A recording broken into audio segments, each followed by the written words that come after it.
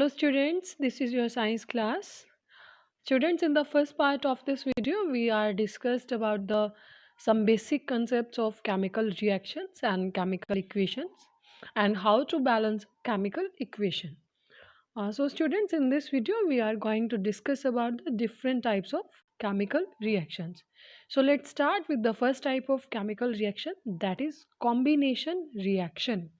Students, as the name shows, combination यानी कि यहाँ पर दो चीज़ें कंबाइन होंगी, दो रिएक्टेंट कंबाइन होंगे, नाम से ही हम समझ सकते हैं। सो अगर हम बाय डेफिनेशन बात करें तो the reaction in which two और more reactant combine to form a single product. यहाँ नोट करना है आपने, जहाँ पर दो या दो से ज़्यादा रिएक्टेंट मिलकर एक सिंगल प्रोडक्ट बनाते हैं, यानी कि यहाँ पर दो या दो से ज़्यादा रिएक्टेंट ऐड होंगे और एक सिंगल प्रोडक्ट की फॉर्मेशन करेंगे, उसे हम कहेंगे कॉम्बिनेशन रिएक्शन। एग्जाम्पल यहाँ आप देख सकते हो, बर्निंग ऑफ कोल, यानी कि कोल को हमने ऑक्सीजन के प्रेजेंस में बर्न किया तो दोनों रिएक्टेंट्स ने मिलकर CO2 गैस को प्रोड्यूस किया। इस तरीके से ये कॉम्बिनेशन रिएक्शन का एग्जाम्पल हो जाएगा। सेम एज इट इज़, दो हाइड्रोजन मॉलिक्यूल्स को और हम ऑक्सीजन के साथ जब ऐड करेंगे तो वाटर फॉर्मेशन होगी। और ये थर्ड एग्जाम्पल है स्टूडेंट्स, ये काफ़ी इंपॉर्टेंट है कि क्विक लाइम को अगर हम वाटर में ऐड करें या क्विक लाइम में हम वाटर को ऐड करेंगे तो हमारा कैल्शियम हाइड्रोक्साइड या स्लेक्ट लाइम की फॉर्मेशन होगी। तो ये तीनों आपके जो एग्जाम्पल्स हैं स्टूडेंट्स, वो कॉम्बिनेशन रिएक्शन के हैं। यहाँ आप अच्छे से देख सकते हैं कि दो या दो से ज़्यादा रिएक्टेंट्स मिलकर एक सिंगल प्रोडक्ट की फॉर्मेशन कर रहे हैं। इस तरीके से इसी के अंदर स्टूडेंट्स एक बेसिक कंसेप्ट या एक बेसिक रिएक्शन और इन्वॉल्व होती है, that is exothermic reactions. Exothermic reactions ऐसे रिएक्शंस को कहेंगे बच्चों हम, जिनके अंदर हीट रिलीज होती है जब प्रोडक्ट्स की फॉर्मेशन होगी उस टाइम पे। यहाँ आप देख सकते हो एग्जाम्पल्स के थ्रू, जब बर्निंग ऑफ नेचुरल गैस, यानी कि नेचुरल गैस हम मीथेन गैस को कहेंगे, जब मीथेन और ऑक्सीजन रिएक्ट करती हैं तो वहाँ पर CO2 प्रोड्यूस होने के साथ साथ हीट भी प्रोड्यूस हो रही है, यानी कि CO2 वाटर मॉलिक्यूल्स प्रोडक्ट में इनके साथ साथ हीट का भी प्रोडक्शन या हीट का प्रोड्यूस होना ही हमारा एक्सोथर्मिक रिएक्शन को रिप्रेजेंट करता है। सेम एज इट इज़ अगर हम कहें कि रेस्पिरेशन भी एक एक्सोथर्मिक रिएक्शन है, yes, respiration is also an exothermic reaction. Students, ये क्वेश्चन एग्जाम में भी आ जाता है, how respiration is also an exothermic reaction. तो आपने यही आंसर उसका लिखना है कि ग्लूकोज का जैसे यहाँ पर ब्रेक डाउन हो रहा है, C6H12O6, ये ग्लूकोज का फॉर्मूला है बच्चों। इसका जब ब्रेक डाउन हुआ ऑक्सीजन की प्रेजेंस में तो CO2 प्रोड्यूस हुई, साथ में वाटर मॉलिक्यूल्स और साथ में ही सम अमाउंट ऑफ एनर्जी यहाँ से रिलीज हुई। तो जब हम रेस्पायर करते हैं, यानी कि जब हम सांस लेते हैं, ग्लूकोज का ब्रेक डाउन होता है उस टाइम पे, तो वहाँ पर एनर्जी फॉर्मेशन होना भी रिप्रेजेंट करता है कि रेस्पायरेशन एक एक्सोथर्मिक रिएक्शन है। करते हैं second type of chemical reaction, that is decomposition reaction. Decomposition reaction में क्या होता है स्टूडेंट्स, डिकम्पोज यानी कि ब्रेक डाउन होगा वहाँ पर एक सिंगल रिएक्टेंट का। डिकम्पोज का मतलब ही ब्रेक डाउन को रिप्रेजेंट करता है ये वर्ड। तो अगर हम बात करें by definition, the reaction in which a compound split यानी कि टूट जाता है, ब्रेक डाउन हो जाता है, into two or more simple substances is called decomposition reaction। यानी कि यहाँ आप देख सकते हैं, अगर हम बात करें कि सिंगल रिएक्टेंट या एक single substance, single compound break down हो जाते हैं दो या दो से ज़्यादा कंपाउंड्स के अंदर, दो से ज़्यादा प्रोडक्ट्स के अंदर, उसको हम कहेंगे डिकम्पोजिशन रिएक्शन। स्टूडेंट्स, अगर हम कुछ और टाइप्स की बात करें डिकम्पोजिशन रिएक्शन में ही, तो यहाँ पर तीन तरीके से ये प्रोसीड करेगी। फर्स्ट है थर्मल डिकम्पोजिशन। थर्मल वर्ड है जो बच्चों, वो हीट को रिप्रेजेंट करता है। सो अगर हम बात करें थर्मल डिकम्पोजिशन में क्या होगा, when decomposition is carried out by heating, यानी कि जब हीट की प्रेजेंस में या हीट की वजह से कोई भी सब्सटेंस या कोई भी कंपाउंड ब्रेक होगा तो उसे हम कहेंगे थर्मल डिकम्पोजिशन रिएक्शन। जैसे एग्जांपल ले लेते हैं हम एक फेरस सल्फेट का FeSO4। FeSO4 स्टूडेंट्स, हीट की प्रेजेंस में जब ये रिएक्शन इसकी होगी तो ये ब्रेक डाउन हो जाएगा इसका फेरिक ऑक्साइड में प्लस सल्फर डाइऑक्साइड में एंड सल्फर ट्राइऑक्साइड में। तो स्टूडेंट्स, इस तरीके से हम कह सकते हैं कि ये एक डिकम्पोजिशन रिएक्शन है और हीट की प्रेजेंस में ब्रेक डाउन हुआ है फेरस सल्फेट का, तो ये थर्मल डिकम्पोजिशन होगा। सेम एज इट इज़ ये भी काफ़ी इंपॉर्टेंट एग्जाम्पल है स्टूडेंट्स, इसको भी आपने अच्छे से कर लेना है। CaCO3 यानी कि कैल्शियम कार्बोनेट या कॉमन नेम है इसका लाइमस्टोन, इसको हीट की प्रेजेंस में जब हम रिएक्ट करवाएंगे या हीट की वजह से जो ये ब्रेक डाउन होगा CaO प्लस CO2 यानी कि क्विक लाइम या कैल्शियम ऑक्साइड भी हम कह सकते हैं, और साथ में कार्बन डाइऑक्साइड गैस रिलीज होगी। तो जैसा कि मैंने आपको कहा था डिकम्पोजिशन हम 3 टाइप्स में इसको पढ़ेंगे, थर्मल डिकम्पोजिशन, और जो सेकंड है हमारा वो है इलेक्ट्रोलिटिक डिकम्पोजिशन। तो बच्चों अगर हम बात करें इलेक्ट्रोलिटिक डिकम्पोजिशन की, तो जैसा आप नाम से भी समझ सकते हो इलेक्ट्रोलिटिक यानी कि इलेक्ट्रिसिटी से रिलेट करेगा ये। जब भी डिकम्पोजिशन रिएक्शन हो बाय पासिंग इलेक्ट्रिसिटी या थ्रू पासिंग इलेक्ट्रिसिटी, तो उसे हम कहेंगे इलेक्ट्रोलिटिक डिकम्पोजिशन। यहाँ आप देख सकते हो जब वाटर मॉलिक्यूल से हमने इलेक्ट्रिक करंट को पास किया, तो जो वाटर मॉलिक्यूल है हमारा वो ब्रेक डाउन हो गया हाइड्रोजन के अंदर और ऑक्सीजन के अंदर। ये एक डायग्राम भी शो कर रहा है इसी रिएक्शन को।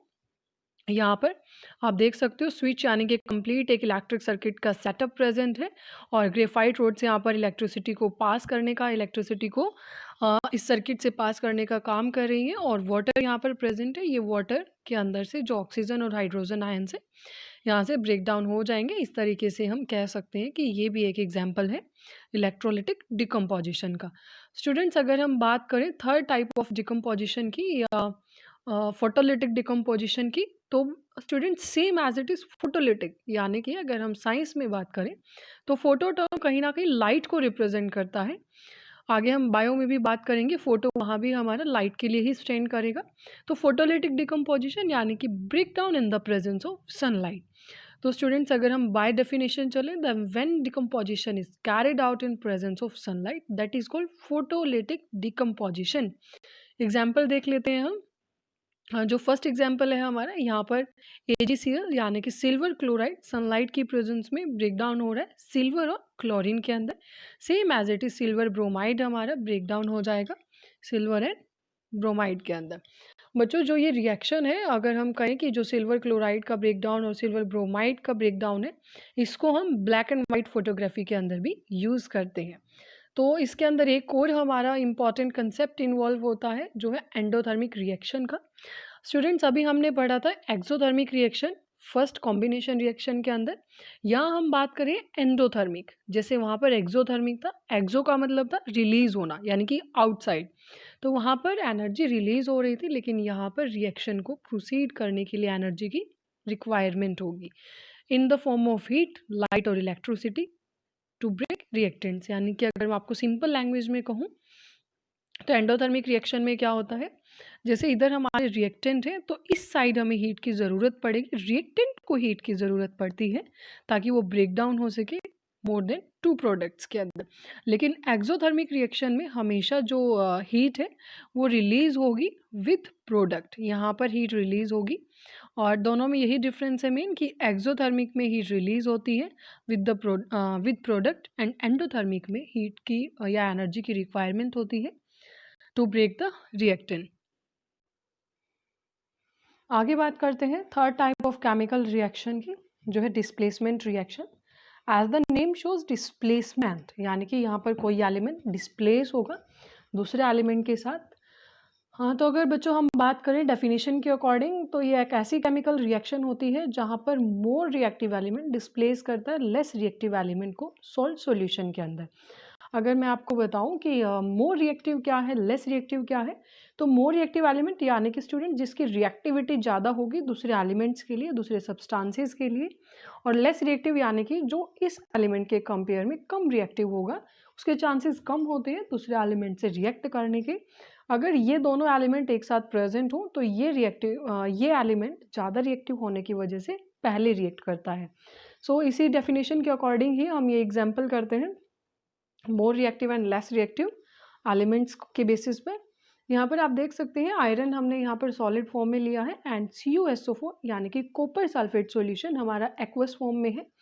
बच्चों जब हमने इनको रिएक्ट करवाया तो यहाँ पर आयरन ज़्यादा रिएक्टिव होने की वजह से कॉपर को डिस्प्लेस कर देगा और खुद इसकी जगह ले लेगा, और इस तरह से फेरस सल्फेट की फॉर्मेशन होगी और कॉपर हमारा सॉलिड फॉर्म में इन प्रोडक्ट निकल जाएगा।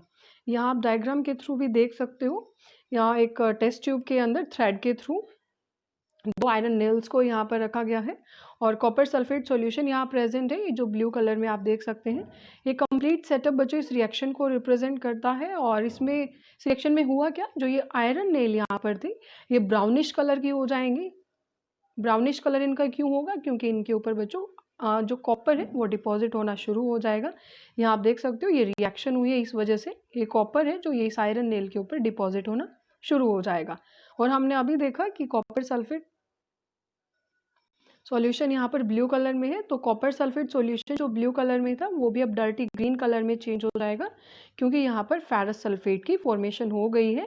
कॉपर को जो आयरन है या जो फेरस सल्फेट सॉल्यूशन है इसमें डिस्प्लेस कर दिया गया है कॉपर को।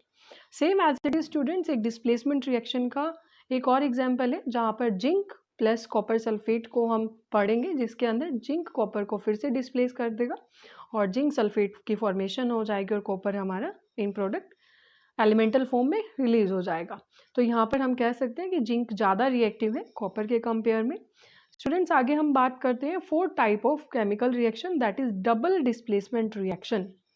डबल डिस्प्लेसमेंट यानी कि यहाँ पर एलिमेंट 2 बार यानी कि डबल टाइम उसका डिस्प्लेसमेंट या जो उसका प्लेस है उसको हम चेंज करेंगे। बाय डेफिनेशन अगर हम बात करें तो एक ऐसी रिएक्शन है जिसमें जो न्यू कंपाउंड है वो किस तरह से बनेगा, by mutual exchange of ions between 2 compounds. जैसा कि नाम से ही हमें पता चल गया था कि दो कंपाउंड्स के बीच में म्यूचुअल एक्सचेंज होगा आयंस का। तो हम एग्जाम्पल के थ्रू बात करते हैं। यहाँ सोडियम सल्फेट प्रेजेंट है, आप देख सकते हैं, जिसका फॉर्मूला Na2SO4 और BaCl2 यानी कि बेरियम क्लोराइड भी दोनों ही हमारे एक्वस फॉर्म में प्रेजेंट है। जैसे ही स्टूडेंट्स ये रिएक्ट करेंगे उसी टाइम पर क्या होगा, जो सोडियम है और बेरियम है ये दोनों ही एलिमेंट्स एक दूसरे को रिप्लेस कर देंगे यहाँ पर, और हमारी जो प्रोडक्ट की फॉर्मेशन होगी वो होगी बेरियम सल्फेट यानी कि BaSO4 and NaCl sodium chloride. यहाँ आपने एक चीज़ नोट करनी है, यहाँ डबल डिस्प्लेसमेंट यानी कि 2 बार डिस्प्लेस हुआ। एक बार सोडियम यहाँ डिस्प्लेस होता है और उसके बाद साथ में ही सोडियम डिस्प्लेस होकर बनाएगा सोडियम क्लोराइड, और एक बार इस जो ये एलिमेंट है ये डिस्प्लेस होगा और यहाँ पर हमारा बनेगा बेरियम सल्फेट। तो इस तरीके से स्टूडेंट्स ये रिएक्शन प्रोसीड करेगी। अगर हम बात करें कि जो यहाँ पर वाइट प्रेसिपिटेट बनेंगे बेरियम सल्फेट के, इसीलिए इस रिएक्शन को हम प्रेसिपिटेशन रिएक्शन भी बोलते हैं। अगर आपके दिमाग में क्वेश्चन आता है कि प्रेसिपिटेट क्या होती है, तो ये वाइट कलर का सब्सटेंस है बच्चों, जो अगर हम रिएक्शन करवाएं तो लिक्विड के अंदर सॉलिड फॉर्म में इसकी फॉर्मेशन होती है। ये इनसॉल्युबल होता है एक तरह से। हायर क्लासेस में हम इसको डिस्कस करेंगे अच्छे से। आगे हम बात करते हैं बच्चों, ये भी बहुत इंपॉर्टेंट रिएक्शंस हैं हमारी, ऑक्सीडेशन है रिडक्शन रिएक्शंस, बहुत ज़्यादा इंपॉर्टेंट है स्टूडेंट्स। ये ऑक्सीडेशन एंड रिडक्शन रिएक्शन पूछ लिया जाता है एग्जाम में कई बार। एग्जाम्पल देकर आपको पूछ लिया जाएगा कि इनमें से कौन सी रिएक्शन में ऑक्सीडेशन हो रहा है या रिडक्शन हो रहा है। अगर स्टूडेंट्स मैं आपको यहाँ पहले एक बेसिक कंसेप्ट बताऊं कि ऑक्सीडेशन और रिडक्शन रिएक्शन दोनों को ही मिलाकर हम कहेंगे रेडॉक्स रिएक्शन।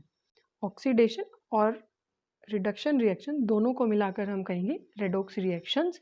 अगर ये भी पूछ लिया जाए कि रेडॉक्स रिएक्शंस क्या होती हैं, तो आपने बताना है ऑक्सीडेशन एंड रिडक्शन रिएक्शंस को ही हम रेडॉक्स रिएक्शंस कहते हैं। तो पहले बात करते हैं हम ऑक्सीडेशन रिएक्शन की। यहाँ पर स्टूडेंट्स 2 पॉइंट्स आते हैं ऑक्सीडेशन रिएक्शन में, जिनमें जो फर्स्ट पॉइंट है उसमें है कि रिएक्टेंट के अंदर अगर ऑक्सीजन ऐड हो रही है, और सेकेंड है कि रिएक्टेंट के अंदर से हाइड्रोजन रिमूव हो रही है। अगर दोनों केसेस होंगे तब भी ऑक्सीडेशन होगा। अगर दोनों में से कोई सिंगल एक केस प्रेजेंट है तो उस टाइम पर भी हम रिएक्शन को ऑक्सीडेशन रिएक्शन कहेंगे। जैसे एग्जाम्पल के थ्रू अगर हम समझे, यहाँ पर आप देख सकते हैं C+O2 और फॉर्मेशन हुई है CO2। यानी कि अगर मैं आपको कहूँ कि C+O2, यहाँ आप देखो सिर्फ ऑक्सीजन ऐड हुई है, हाइड्रोजन तो यहाँ प्रेजेंट ही नहीं है, लेकिन इसके बाद भी ऑक्सीजन का एडिशन होने की वजह से हम कहेंगे कि ये ऑक्सीडेशन रिएक्शन है। सेम एज इट इज़ अगर हम नेक्स्ट एग्जाम्पल की बात करें, कॉपर में ऑक्सीजन ऐड हुई तो हमारा यहाँ पर कॉपर ऑक्साइड की फॉर्मेशन होती है, और ऑक्सीजन फिर से ऐड हो रही है, इसलिए हम इसको कहेंगे oxidation reaction. Same as it is students, अगर हम एक और एग्जाम्पल है यहाँ पर कॉपर ऑक्साइड प्लस हाइड्रोजन, तो यहाँ आप देख सकते हैं कि कॉपर ऑक्साइड प्लस हाइड्रोजन, यानी कि हमारी जो प्रोडक्ट है उसमें कॉपर प्लस H2O। कहीं ना कहीं हम ये कह सकते हैं कि जो ध्यान से देखो इसको, कॉपर ऑक्साइड, यहाँ पर ऑक्सीजन थी और ऑक्सीजन हमारी यहाँ पर रिलीज हो गई, और लेकिन साथ में आप ये भी देख सकते हो कि हाइड्रोजन में ऑक्सीजन ऐड हुई है। कॉपर ऑक्साइड से तो ऑक्सीजन हमारी रिप्लेस कर गई है हाइड्रोजन के साथ, यानी कि हाइड्रोजन के साथ मिलकर वाटर की फॉर्मेशन की है, जिसकी वजह से अब हम इसको कहेंगे कि यहाँ पर भी ऑक्सीडेशन रिएक्शन हो रही है। लेकिन इस एग्जाम्पल को हम फर्दर आगे इसमें पढ़ेंगे, क्योंकि यहाँ ऑक्सीडेशन और रिडक्शन दोनों होते हैं, तो एग्जाम्पल आप स्किप कर सकते हो। ऑक्सीडेशन में आप ये दोनों एग्जाम्पल्स अभी पढ़ लें। आगे बात करते हैं स्टूडेंट्स, सेकंड जो है हमारी इसमें रिडक्शन रिएक्शन, इसमें हम ये एग्जाम्पल ब्रीफली पढ़ेंगे। जैसा कि अगर हम कंपैरिजन की बात करें, यहाँ एडिशन ऑफ ऑक्सीजन हो रहा था, यहाँ एडिशन ऑफ हाइड्रोजन होगा, यहाँ रिमूवल हाइड्रोजन का हो रहा था, यहाँ रिमूवल ऑक्सीजन का होगा। ठीक, दोनों पॉइंट्स यहाँ अपोजिट है, तो कंफ्यूज नहीं होना है आपने। जैसे अगर हम इस रिएक्शन की बात करें जो हमने अभी पढ़ी थी, CuO plus H2, Cu plus H2, तो यहाँ पर स्टूडेंट CuO के अंदर से, कॉपर ऑक्साइड के अंदर से ऑक्सीजन रिमूव हो रही है। ऑक्सीजन रिमूव होना किसको रिप्रेजेंट करता है? रिडक्शन रिएक्शन को। लेकिन सेम टाइम पर जो हाइड्रोजन है उसके अंदर ऑक्सीजन ऐड भी हो रही है, H2O से वो H2O बन गया है। हाइड्रोजन से वाटर की फॉर्मेशन हुई, H2O में वाटर ऐड हुआ, और यहाँ पर आप एक कंफर्म हो जाता है कि ऑक्सीजन का एडिशन हुआ है, तो ये रिप्रेजेंट करता है कि यहाँ ऑक्सीडेशन रिएक्शन भी हुई है। तो एग्जाम में ये भी पूछ सकते हैं कि जैसे आपको ये रिएक्शन दे दी कि यहाँ पर ऑक्सीडेशन हो रहा है, रिडक्शन हो रहा है, या बोथ कंडीशन है, तो आपने इस तरह की रिएक्शन में लिखना है कि यहाँ ऑक्सीडेशन और रिडक्शन दोनों ही रिएक्शंस हो रही हैं। ऐसे एग्जाम्पल्स में आपने लिखना है यहाँ पर सिर्फ ऑक्सीडेशन हो रहा है। तो आई होप आपको ये ऑक्सीडेशन और रिडक्शन का कंसेप्ट अच्छे से क्लियर हो गया होगा। स्टूडेंट्स, अगर आगे हम बात करें कि ऑक्सीडेशन के हमारी डेली लाइफ पर क्या इफेक्ट पड़ेंगे, तो इसमें हम दो पॉइंट्स को डिस्कस करेंगे, एक है कोरोजन और एक है रेंसिडिटी। दोनों ही काफ़ी इंपॉर्टेंट है स्टूडेंट, अच्छे से आपने इनको पढ़ लेना है, एग्जाम में भी पूछ लिया जाता है। अगर हम बेसिकली बात करें कि कोरोजन क्या है, तो बच्चों अगर हम कोई भी मेटल, अगर हम किसी भी मेटल की बात करें, जब भी उसको मॉइस्चर में, एयर में या किसी एसिड के कॉन्टेक्ट में वो आती हैं कुछ टाइम के लिए, तो उनके ऊपर एक हाइड्रेटेड ऑक्साइड की लेयर बन जाती है, जिससे क्या होगा, जो मेटल की शीट है वो वीक हो जाएगी और मेटल को हम कह सकते हैं कि वो कोरोड हो गई है, या कोरोडेड मेटल हम कह सकते हैं। सिंपल लैंग्वेज में अगर मैं आपको बताऊं कि मेटल, देखो कोरोजन के लिए जो मेनली रिक्वायरमेंट है, वो सबसे बड़ी रिक्वायरमेंट है कि मॉइस्चर, यानी कि वहाँ पर कुछ वाटर कंटेंट हो, और एयर का भी अगर कॉन्टेक्ट वहाँ मिल जाता है तो डेफिनेटली वो मेटल कोरोड हो जाएगी। कुछ एग्जांपल्स के थ्रू आप अच्छे से इसको समझ सकते हैं। अगर हम कहें कि रस्टिंग ऑफ आयरन, डेफिनेटली बच्चों जो लोहे को जंग लगता है वो कोरोजन का सबसे बेस्ट एग्जांपल है, जो आप डेली लाइफ में देख सकते हैं। अगर आप कोई भी आयरन नेल लो, यानी कि लोहे की कील ले सकते हो, कोई और सब्सटेंस है, अगर आप उसको मॉइस्चर के कांटेक्ट में छोड़ देते हो, या मतलब पानी के अंदर, या थोड़ा बहुत वाटर कंटेंट उसके आसपास प्रेजेंट है और साथ में वो एयर के भी कांटेक्ट में आ रहा है, तो आप देखेंगे कि उसके ऊपर एक ब्राउनिश कलर की लेयर आ जाती है, डार्क ब्राउन सी कलर होती है, डार्क ब्राउन कलर की एक लेयर होती है, वो आयरन के ऊपर डिपॉजिट हो जाती है, जो रिप्रेजेंट करती है कि जो मेटल है वो कोरोजन प्रोसेस उस पर हो गई है, यानी कि मेटल कोरोड हो गई है। तो अगर हम बात करें एज इट इज, सिल्वर के ऊपर ब्लैक कोटिंग भी कोरोजन को रिप्रेजेंट करती है। सिल्वर की ज्वेलरी आपने देखी होगी बच्चों, घर पर मम्मी भी यूज़ करते हैं, जैसे सिल्वर की ज्वेलरी से जो एंकलेट्स होती हैं वो भी यूज़ किए जाते हैं इसके ज्वेलरी के अंदर, या हम बात करें रिंग भी यूज़ की जाती हैं। तो ऐसा होता है कि जब ज्वेलरी को हम लेके आ रहे हैं बिल्कुल टोटली शाइनी है वो, लेकिन कुछ टाइम बाद हम देखते हैं कि उसके ऊपर ब्लैकनेस आनी शुरू हो जाती है, तो ब्लैक कोटिंग भी बच्चों रिप्रेजेंट करती है कोरोजन को ही। सेम एज इट इज़, अगर कॉपर की हम बात करें, कॉपर के बर्तन भी हम घरों में यूज़ करते हैं बहुत सारे, तो उसके ऊपर ग्रीन कोटिंग भी रिप्रेजेंट करती है कोरोजन को, यानी कि मेटल का ऑक्सीडेशन यहाँ पर हुआ है। अगर हम बात करें बच्चों कोरोजन से कैसे बचा जा सकता है, तो ये भी बहुत इंपॉर्टेंट है कि प्रिवेंशन क्या क्या है कोरोजन के। तो फर्स्ट है गैल्वेनाइजेशन। गैल्वेनाइजेशन क्या होता है बच्चों? गैल्वेनाइजेशन में हम जो भी मेटल की हम बात करें, अभी इसको हमें प्रिवेंट करना है कोरोजन से, उस पर हम जिंक की कोटिंग कर देते हैं। बहुत इंपॉर्टेंट है, गैल्वेनाइजेशन को अलग से पूछ लिया जाता है, व्हाट इज गैल्वेनाइजेशन। तो जिंक की कोटिंग करना मेटल सरफेस के ऊपर, जिससे कोरोजन से उसको प्रिवेंट किया जा सके, उसे ही हम कहेंगे गैल्वेनाइजेशन। अगर हम बात करें नेक्स्ट पॉइंट की, तो वो है इलेक्ट्रोप्लेटिंग। इलेक्ट्रोप्लेटिंग यानी कि एक मेटल के ऊपर दूसरी मेटल की शीट को चढ़ा देना by the help of electricity, या by the means of electricity. इस तरह से हम कहेंगे कि इलेक्ट्रोप्लेटिंग भी कहीं ना कहीं कोरोजन को रोकने में हेल्प करेगी। और साथ में ही अगर हम मेटल आर्टिकल्स हैं, या अगर हम बात करें भी लोहे का दरवाजा है, या लोहे का हमारा कोई और आर्टिकल है, अगर हम उनको पेंट कर दें तो पेंटिंग से भी कोरोजन से बचा जा सकता है। आगे हम बात करते हैं स्टूडेंट्स रेंसिडिटी की। और रेंसिडिटी को हम हिंदी में कहते हैं विकृत गंधिता, यानी कि अगर हम सिंपली बात करें कि भाई रेंसिडिटी में क्या होता है, जो खाने पीने की चीज़ें हैं वो हमारी ख़राब हो जाती हैं, वो रेंसिडिटी को रिप्रेजेंट करती है। अगर हम बाय डेफिनेशन बात करें तो ऑक्सीडेशन होना फैट्स का या ऑयल्स का, जैसे ही उसको एयर में एक्सपोज किया जाता है तो उसको हम कहेंगे रेंसिडिटी। इससे जो है बैड स्मेल या बैड टेस्ट फूड का शुरू हो जाता है आना हमें।